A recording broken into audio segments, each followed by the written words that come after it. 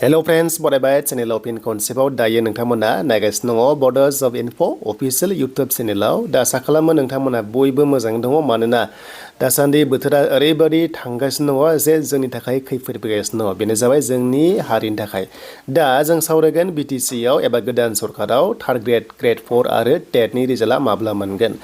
2 डिसेम्बराव आसामनि CM थांगोन बेनो जाबाय BTC आव आरो लोगोसे मोनद' हारिया ST मोनसिगोन आरो ST सिट्स बेनो जाबाय बर'फोरनि सेन्ट्रेल लेभेलनि साख्रिया फैबाय थानाय समाव खोमसिसै दा बेनि सायाव जों सावरायगोन माबादि कन्डिशनाव एबा माबादि थासारि जानो थांगासिनो दङ जोंनि गेजेराव बा जोंजोंहाय दा बेनि सायावबो जोङो बाव फकास खालामगोन जाय नोंथांमोना नैबे बड' जब इनफो अफिशियेल इउटुब चेनेलाव गोदान साबस्क्राइब खालामना ला जाहाथे लेटेस्ट आपडेट नोंथांमोना मोननो हायो दा गोबाव खालामा जों थांग्रोनो फार्स्टआवनो बेनो जाबाय BTC साख्रिनि सायाव दायो जों फैबाय CSB पर्टेलाव दा CSB आव फैनाय लोगो लोगो दाखालि बेनो जाबाय रिजल्ट नटिसआ फैदोंमोन जेराव थांनाय बारनि सरकारनि जेनोखि CSB मेम्बार्स दंमोन बिथांमोना गैला दा गोदान सरकाराव गोदान CSB मेम्बार चेयारमेन फैसिगोन दा बे फैथ'वाखै जेब्लानो फैयो अब्ला बेयाव फिन खनसेबाव नोंथांमोना नटिसखौ मोनगोन नाथाय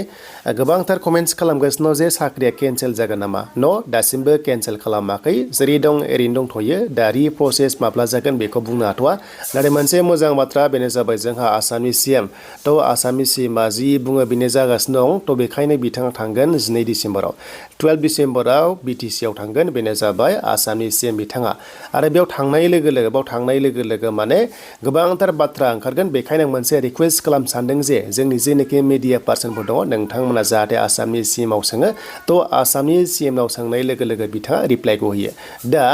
आरो गोबां सर्सआव मोननाय बादिबा 1 डिसेम्बराव अके एबा 1 डिसेम्बराव 1 तारिखआव EC मिटिं जागोन बायदि BTC आव स' बेयावबो जिनोखि मिडिया दङ नोंथांमोना सोंबानो जाबाय जे पेन्डिं थानाय साख्रि Gr-3 Gr-4खौ मा खालाम सानदों होननानै अब्ला नोंथांमोना आं सानो रिप्लाइखौ मोनगोन दा जियानो जा जेराव सुबिदा मोनो बेयावनो नोंथांमोना BTCनि जिनोखि बिबानाव गोनां बिथांमोनाव सोंनो हागोन दानिया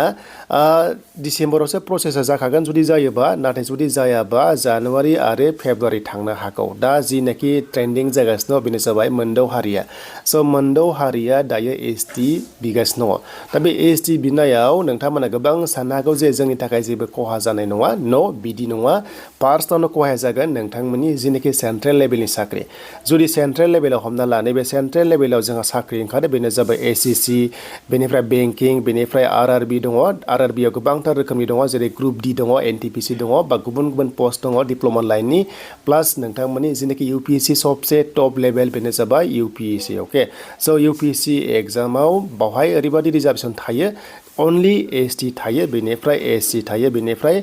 OBC थायो बेनिफ्राय आनरिजार्भ थायो थ' बावहाय नोंथांमोननि थाखाय STP अके स' STP बेबायदि बेनिफ्राय AIDS बेबायदि थाया एबा ST बिलि दायो जेनाखि बुंदों स' ST बिलि दायो होननायनि बाथ्रा बुंगासिनो मोनद' हारिनो हमना ला अके ST बिलि हमना ला जेनाखि ST बिलि दायो होनो थांगासिनो सरकारा एबा जेनाखि दायो ट्रेन्डिंआव दङ स' नोंथांमोना साननो हागौ जे STB होयोबा जोंनि थाखाय प्रब्लेम गैया न' बिदि नङा जेब्ला जागोन अब्लासो भुगिनांगोन जोंनि जेनाखि दायो नेताफ्रा बा जेनाखि दायो गोबां जोंनि जेनाखि पार्टि लायै पार्टि गोबां नारसिनलायनाय जादों जे जेबो खहा गैया होननानै नाथाय बिदि नङा फैबाय थानाय समाव जोंनि फिउचारा लाइमोनफोरनि जेनाखि फरायनायानो जा इडुकेसन सिट जा एबा सेन्ट्रेल साख्रि जा बेवहाय माने गोबांथार माने बादायलायनाय जागोन दा हमना ला जुदि आं बाव डाइरेक्टलि बुंगोन जे माने खुनु खोथा गैया जेबो गिनांगौ गैया बेनो जाबाय आं दा बर' हारिनि थाखाय बुंगासिनो दङ जे हमना ला जोंनाव हमना ला 40 लाख दङ अके जोंनि हारिया अब्ला स' बिथांमोनखौ जुदि 2 कौटि जुदि जाबसिनना होयोब्ला माबादि जागोन नोंथांमोना एनालाइज खालामबानो जाबाय दा बेखायनो जोङो गोबांथार माने प्रटेस्ट खालामदों जों बेखौ मिडिया नुगासिनो दङ बा निउसाव जों नुगासिनो दङ दा जियानो जा फैबाय थानाय टाइमाव सेन्ट्रेल लेभेलाव बिथांमोनाबो सेम स्टेटास जेरै जों सेम स्टेटास मोनो थिग बेबादिनो बिथांमोनाबो मोनद' हारिया मोनगोन आरो जोंनि जिनोखि बादायलायनाया ओरैबादि माने गोख्रों जानांगोन होमबासो जोङो सौसिलांनो हागोन आरो जोंनि जिनोखि ट्राइबेलफोरनि जिनोखि बादायनाया एसेब्लाबो गाहायाव थायो आरो बिथांमोना गोजौआव दावखोखानाय अब्ला माबादि फेर नांनांगोन थ' बेखौ नोंथांमोना मोनथिखागौ दा बेखायनो गोबां साननो गोनां जोंनि बर' हारिनि थाखाय बेखायनो सरकारा जाहाथे जि थांखि लायो जाहाथे मोजाङै लाबानो जाबाय दानिया फैबाय सेकेन्ड खोथायाव बेनो जाबाय BTC आव साख्रि स' BTC आव हमना ला Gr-3 बेनिफ्राय Gr-4 आरो लोगोसे गुबुन गुबुन पस्ट थायो नालाय आं टेटखौ बुंथ'ला टेटआ एक्सट्रा मिडियाम वाइसआव काट अफ थाङो दानिया नैबे Gr-3 स' बे Gr-3 आरो Gr-4 आव जुदि ST दायो होमारोब्ला बिथांमोननो स' बिथांमोना रिजार्भेसन मोनगोन नामा बे मोनसे बिग कुइसन दा ओरैबायदि जागोन जुदि बिथांमोननो जुदि ST प्लेन होयोबा जुदि ST प्लेन एबा ST एड्स होयोब्ला थ' बिथांमोनाबो येस 100% नैबे Gr-3 Gr-4 आव साख्रिखौ मोनगोन जेराव कम्पिटिसना जोंनि थाखाय जोबोद गिनांगौ जागोन आरो जों जिनोखि मोनथाय मोनो BTC आव जि जों मोनो स' बिथांमोनाबो समान समान मोनगोन मोनसेबो खम बारा गैया जि मोनगोन नाथाय खोथाया जाहैबाय दा ST B होयोब्ला स' ST B होयोब्ला बिथांमोना माबादि रिजार्भेसन खालामगोन बे उननि बाथ्रासो बेखौ आं फिक्स नंथ'वा आरो बे दासिमबो रोखा जायाखै नालाय स्टेटासा जायखिजाया